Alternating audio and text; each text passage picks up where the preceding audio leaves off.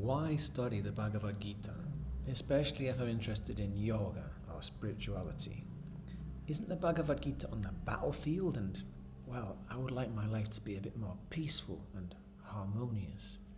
Well, the Bhagavad Gītā being set on the battlefield is very realistic. Yoga is always super pragmatic, and it recognizes why we're not experiencing peacefulness and wholeness. Because we're a bit divided, we're a bit split. There are battles going on within our psychic reality.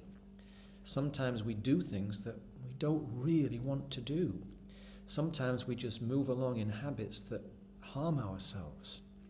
So we have these inner tendencies that are in conflict.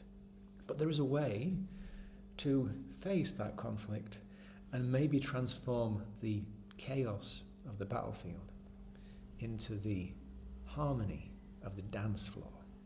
And this is what the Bhagavad Gītā is all about. It's super practical. It's time proven. And in the Bhagavad Gītā Weekend Intensive, what we'll be doing, so we'll work exploring through movement and meditation and sound-based practices, also some communication and relating games.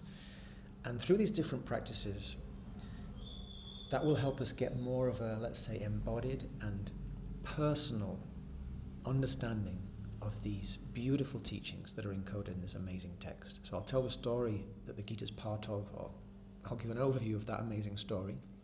We'll look at some of the most potent, distilled teachings that are encoded in the Gita's verses, and we'll relate it all to our own lives and challenges and opportunities.